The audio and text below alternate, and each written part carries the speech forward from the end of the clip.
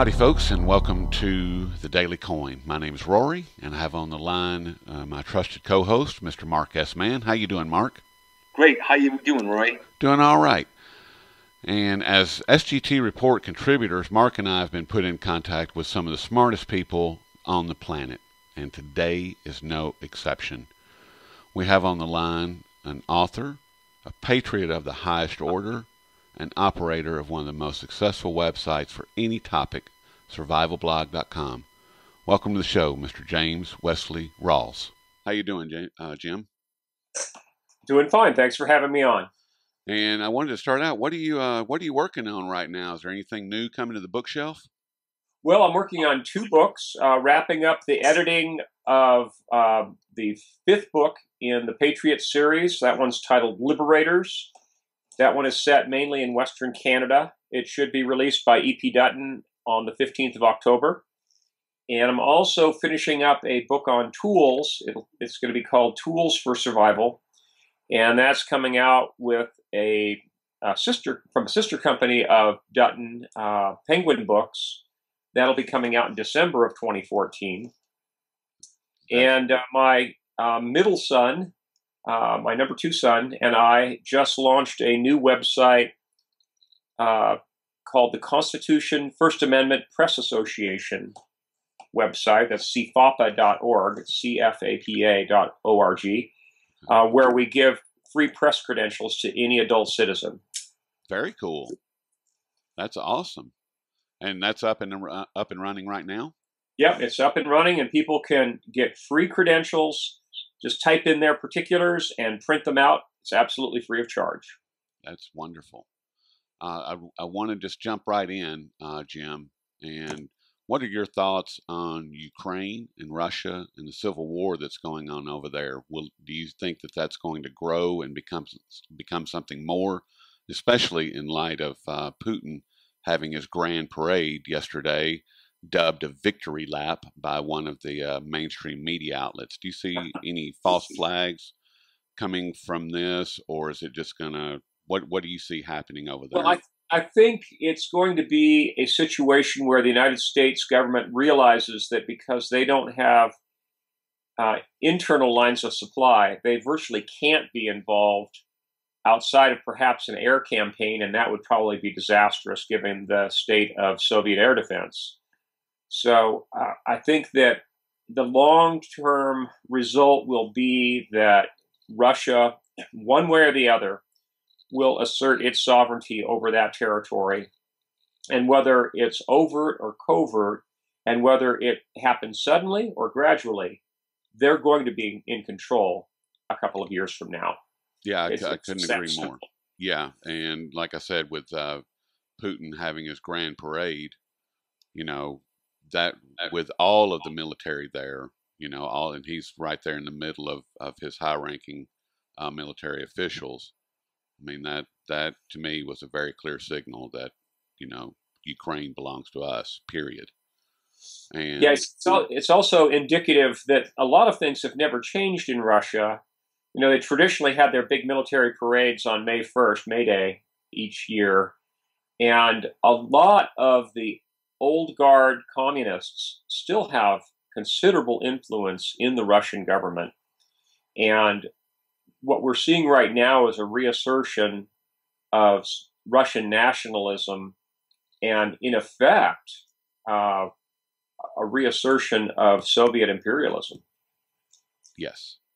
Once again, I couldn't agree more with that.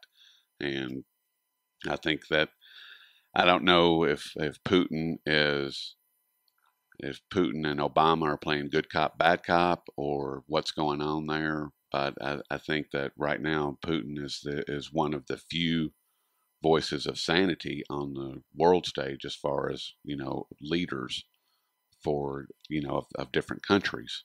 I mean, Obama certainly is not, in my opinion, any type of a leader whatsoever. And he certainly, every time that he opens his mouth, he reasserts that to me.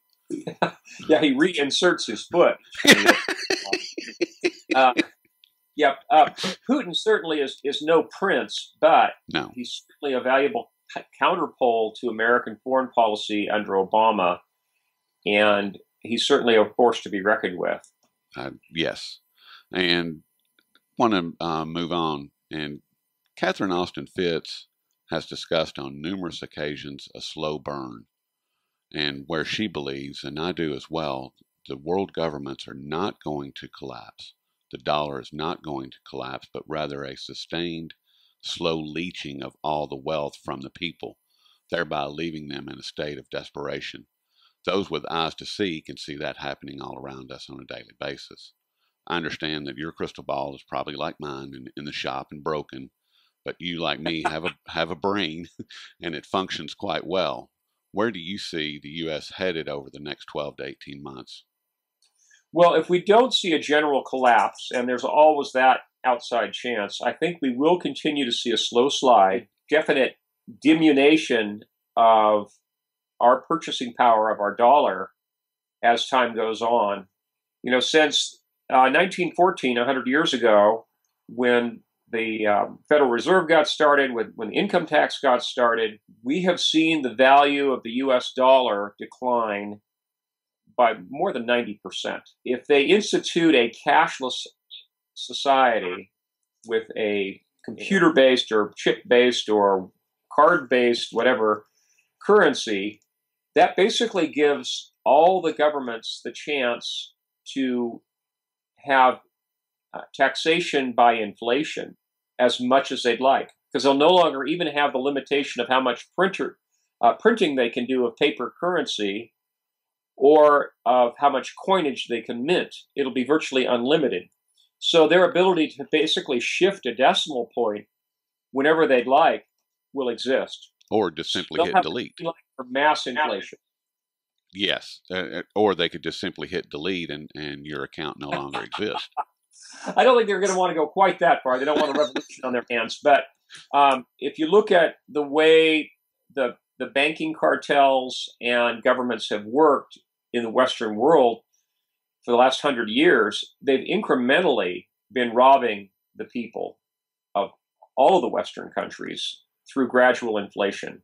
It's quite insidious, and very few people recognize what's going on because it is so incremental.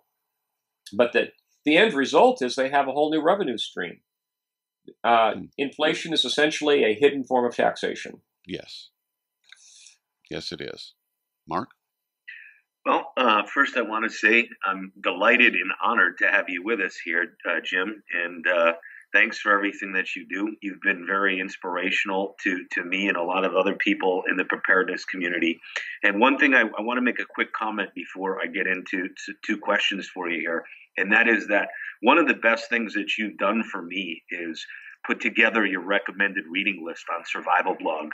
And I actually went out and got all those books and purchased them all over a period of about a year. We try to be very solutions-based here at the Daily Coin. And I think the best thing that anybody could do for themselves, if they really want to read up on practical skills and subject matter that you need to know to have solutions-type based things going on for yourself, rather than just continue to focus and read about the problems that we read about all the time, is to look at the list of books that Jim has on Survival Blog in his primary, secondary, and tertiary suggestions. He's taken a lot of the thought and research out that people need to do, and it's an incredible knowledge base. So I highly recommend that people do that. Well, thank you for making that recommendation. My recommended book list has been out there since 2005, and based on book sales, I guess those recommendations have been good ones. A lot of the books that I have on the list, of course, are not books that I've written myself. The very top of the list, the very top of the primary list, is held by a book called The Encyclopedia of Country Living by the late Carla Emery. If there's one book that people should buy that will help their families survive in the event of an economic collapse, that's it. Again, it's called The Encyclopedia of Country Living. It's from Sasquatch Books in Washington State. And the author's name is Carla Emery, E-M-E-R-Y. I can't recommend that book more highly. Yeah, they're probably going to be going for $50 on eBay now, Jim. Sorry about uh, Jim, the question I've been really anxious to ask you for a long time is how does the Fukushima event change the map for the North American readout geographically and physically? Well, I think Fukushima is vastly overblown in terms of the radiation effects here in the United States. Because of the inverse square law, whether you're talking about airborne contaminants or radiation contaminants in water, distance buys you a lot. And even if you were just 200 miles away from Japan, the amount of radiation that you'd receive would be minimal. And here we are, thousands of miles away, and the amount of radiation can hardly be measured. So I think people are horribly over concerned about Fukushima and the radiation effects, with one exception, and that being biological contamination in fish. Because of the way that fish physiology works, when a fish eats something smaller like krill, for example, any radioactive isotopes that exist in those smaller creatures end up being concentrated in the liver in particular and other organs and even the muscles of fish.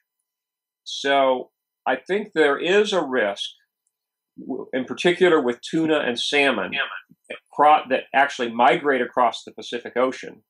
If they're caught in American waters, they may still have some concentrated isotopes from Fukushima. So I would recommend that people look carefully at the amount of tuna and salmon they consume.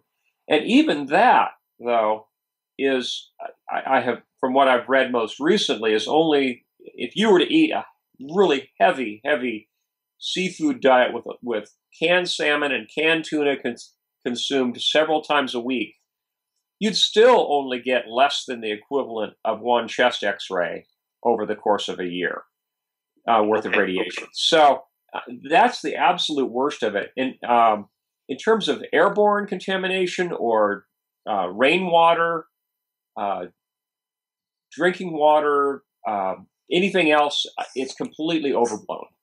Okay, and as kind of a part two to that question, I've heard you talk about this in other interviews, and I was wondering if you could discuss it a little bit here. The threat of nuclear power stations in the USA melting down as kind of one of the greatest threats that we have from any type of scenario that would leave them unattended, where we have, some 250 some odd reactors in the United States, and how long it would take if those plants, how long would it take if they were unattended, and how can you practically prepare for something like that, Jim? Well, I don't think it's so much a worry about staffing so much it is the power grid, because unfortunately it takes grid power to make grid power. And the way the NRC regulations are written, the Nuclear Regulatory Commission, if they don't have a certain level of staffing, nuclear power plants must, by law, be shut down. They must be put into a controlled shutdown. Their piles have to be scrammed, and they have to cease operation. If the power grid goes away, also nuclear power plants have to be shut down, because part of the safety of nuclear power plants is dependent upon grid power, because if they were to go offline, they would still need grid power for the circulating pumps for their cooling ponds for their spent fuel rods. The spent fuel rods are the real risk, not the reactors themselves. Yep. There's tons and tons of uranium rods that are sitting in these cooling ponds, and without constantly circulating water, those ponds will heat up, reach a boil, and boil off all their water in the form of steam within a week, and then you have exposed rods, and then you have your own Fukushima right here in the United States, multiplied dozens of times. And the reactors that we have in the United States are actually in the eastern part of the country. And that's one reason I like the American Redoubt, is because we're not downwind of any nuclear reactors to speak of. There's a few test reactors, but certainly nothing with any large spent fuel ponds like you have in the east. So it's important to plan ahead. Go ahead. What do you think is the minimum safe distance from a reactor, Jim? I would want to be within 100 miles of downwind of one. Okay. And the prevailing winds in the United States run from the southeast to the northeast. So if you are south, west, or north of a reactor by a good distance, you're fine. If you're east of a reactor or northeast of a reactor, you've got serious problems. So again, pick your location wisely. Have thyroid blockers like potassium iodide or potassium iodate on hand for younger people. According to experts, potassium iodide and potassium iodate actually only have real efficacy for younger people. If you're over the age of 40, you're really not going to gain all that much by taking a thyroid blocker. Wow. And then, of course, any family that's downwind of either a nuclear target for nuclear weapons or downwind of a nuclear power plant should go ahead and have a nuclear fallout shelter. I'd never thought about having a fallout shelter, but I mean, where I'm located at, Jim, is in Middle Tennessee, and we've got in the north middle part of Arkansas as a major, I can't remember the name of it, but there's a major nuclear power plant there, and the prevailing winds make my area put it right in the path. Oh boy. Yeah, well, plan A is relocate. Plan B is build yourself a fully equipped fallout shelter with HEPA air filtration. HEPA is HEPA that's high efficiency particulate air filter. HEPA. Well, Jim, I'm in the People's Republic of Connecticut, less than 50 miles from the subbase. I'm in the blast radius, so the best thing for me to do would be to smile and wait for the flash. We'll be happy to relocate out here to the American Redoubt. I know.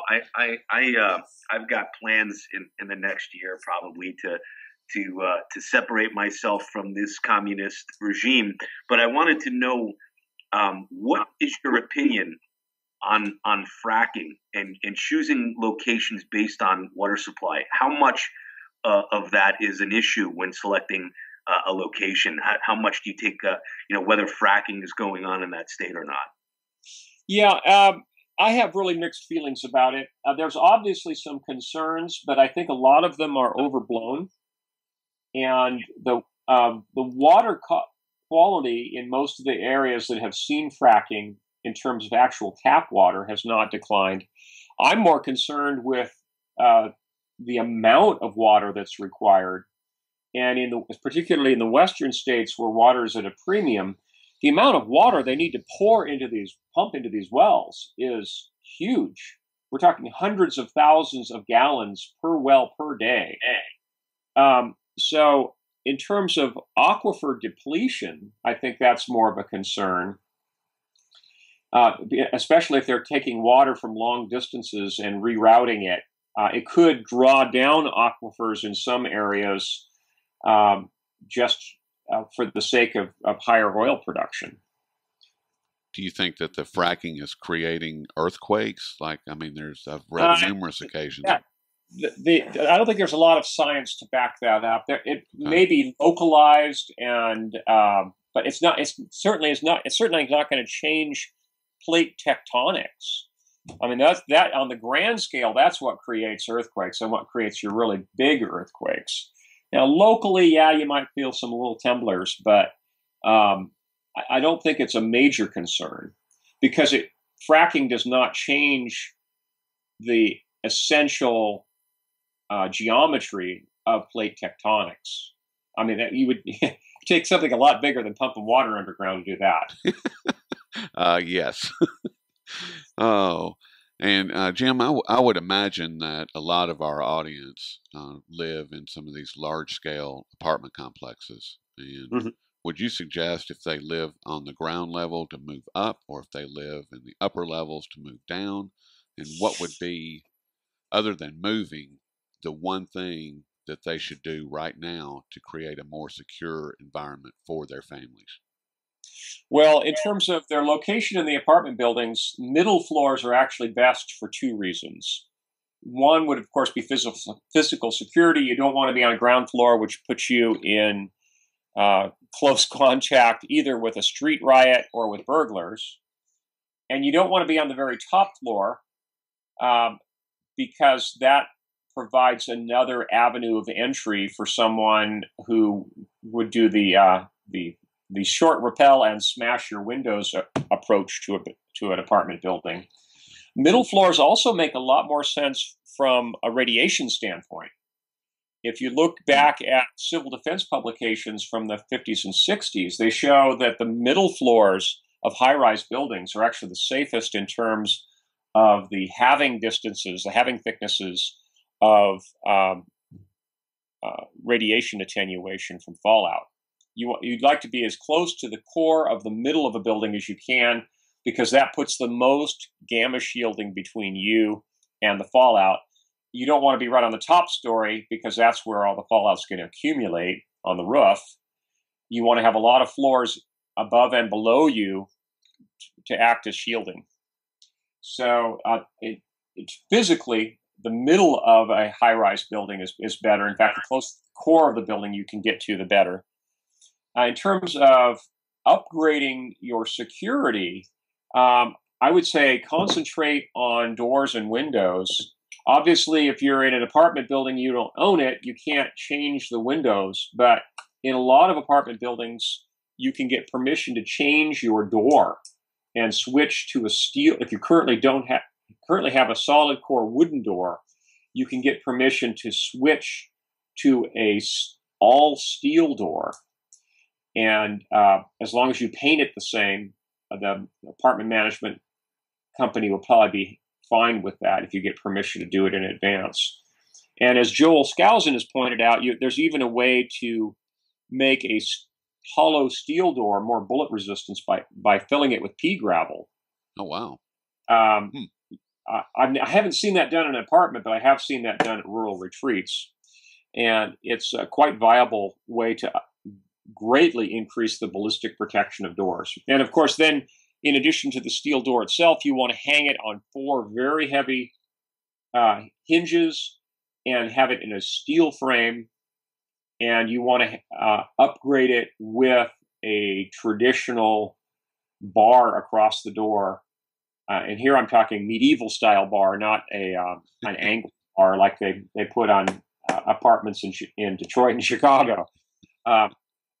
If you increase the security of your front door, if there's a situation where there's widespread lawlessness, people are going to get tired of kicking on your door, and they're going to go down the hall to kick in the door of somebody's apartment where they can open the door more easily. Let's face it, burglars and looters are lazy. Yep. They're going to go to the easy pickings. They won't want to waste work a lot of energy on trying to knock down your door when it's obviously beefed up. Yep, they are lazy and they are looking for the easy mark. That's right. Yeah, I'm glad you brought up Joel Skousen, and because it kind of segues into a question that I had for you. Joel wrote the book, The Secure Home, and of course the book that a lot of people know.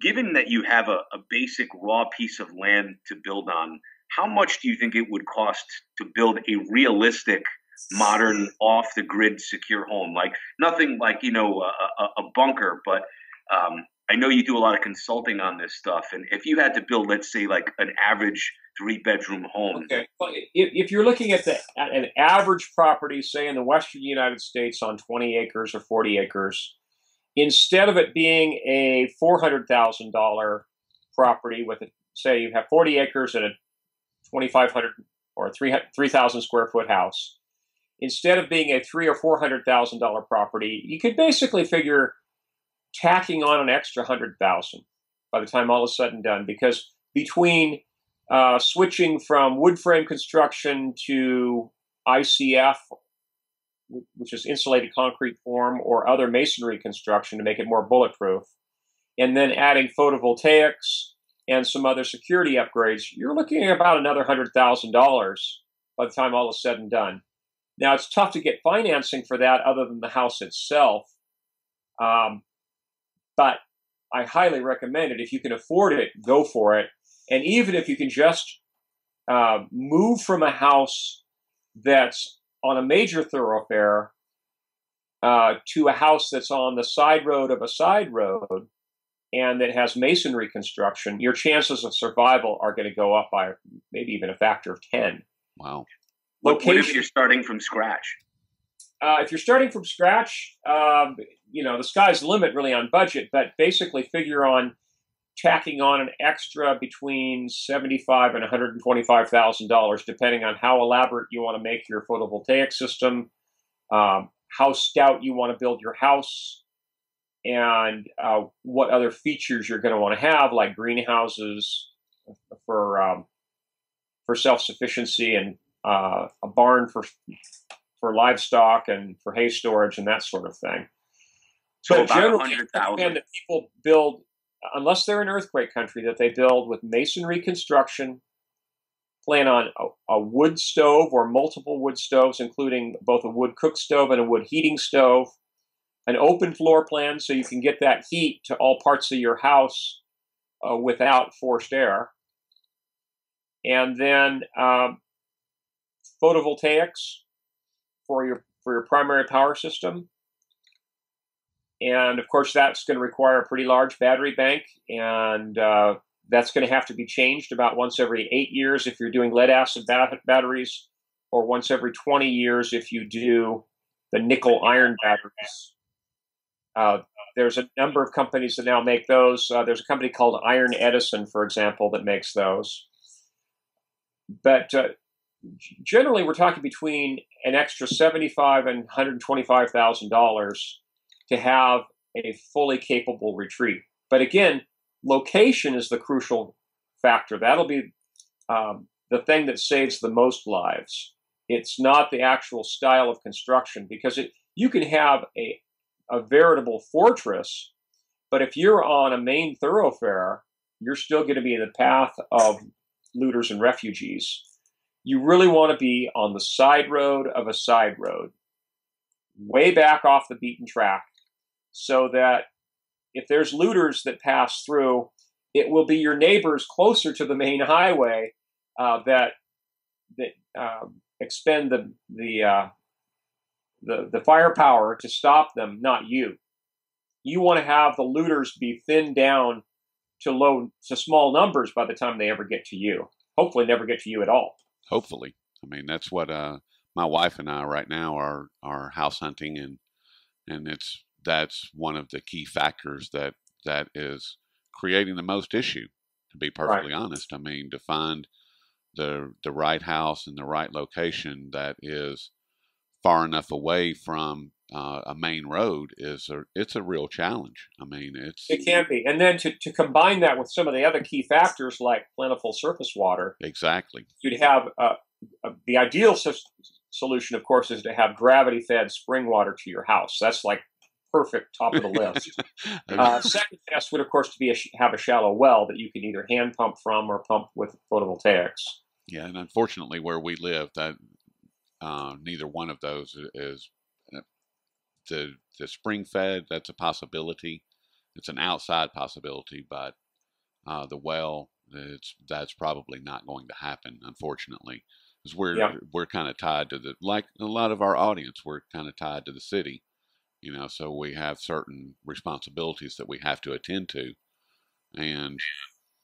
but we're about 30 minutes into this, Jim, and I just want to tell you how much it means to me to be able to speak with you, and I certainly appreciate all your time. I really do, and appreciate the good works that you continue to do. And is there anything that you would like to leave the audience with, as far as any thoughts or something that they should be on the lookout for? Oh, I think that the most important thing is I encourage people to be prayerful. Choosing where you're going to live, choosing who you're going to team up with is they're important matters, and you don't enter into them lightly. I recommend that people, and people of faith, that they enter into these kind of discussions and studies prayerfully. Proceed with prayer.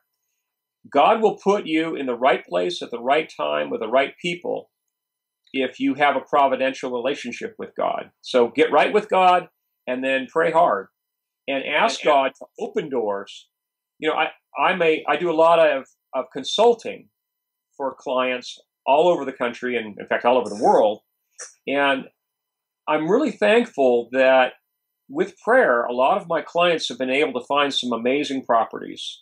I recently had one client who's in your region who was able to find a property that was not only on the side road of a side road and not only had gravity-fed spring water, but it also had a natural gas well on the property with a home tap, so he had unlimited natural gas to heat his home, heat his hot water, run a generator. It's just an amazing property. Wow. Those places do exist. What did a property? It take a lot to find, and again, proceed with prayer. Jim, what did a property like that cost approximately? Well, with the natural gas well, it actually increased the value of the property by over $100,000. Yeah. If you were to buy an identical property without a natural gas well, and I've got to warn folks, having a natural gas well on a property in and of itself is not the perfect solution, especially nowadays, because most natural gas companies that you would contract with now want to, instead of grandfathering what's called a home tap where you have unlimited natural gas, what they want to do is install a propane tank and have a contract where they promise to keep that propane tank full indefinitely as long as you own your property, in lieu of having a home tap, because natural gas as it comes out of the ground is not odorized, and it's a liability risk for the natural gas company because they don't want to see people's houses blowing up.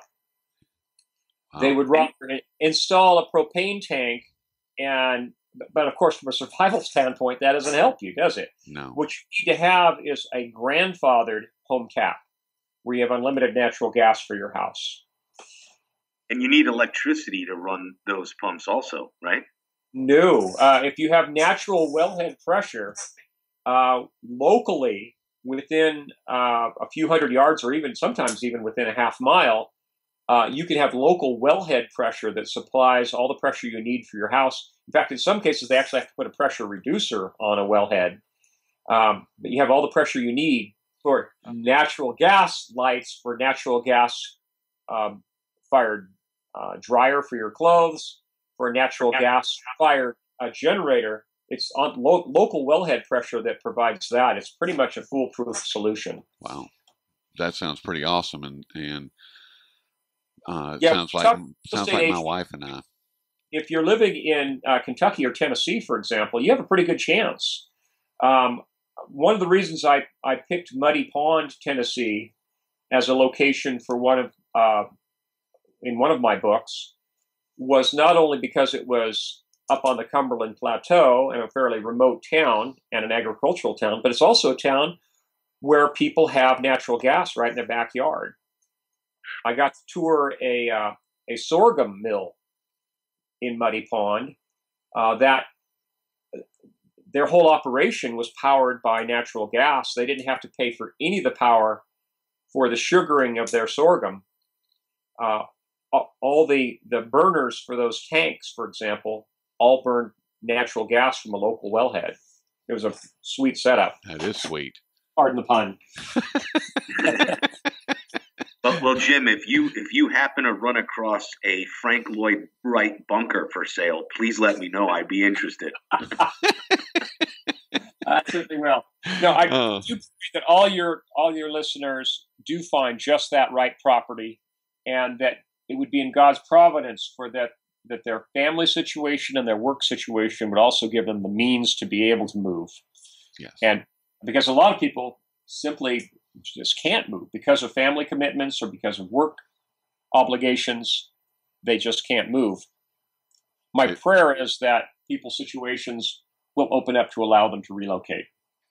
Thank you. We certainly need that, and I know that my wife and I greatly appreciate it because it's been very, very trying for several months now, and as soon as we get close to something, it evaporates right in front of us, and I just keep thinking that it's not where we're supposed to be.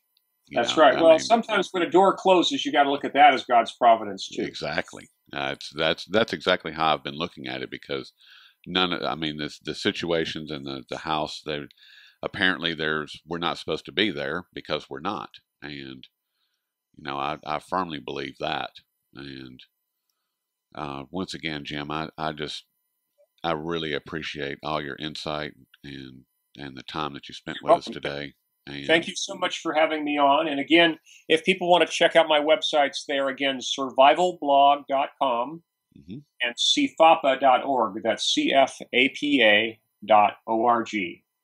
Well, thank you very much for throwing that in. I greatly appreciate it. And we will talk with you very, very soon.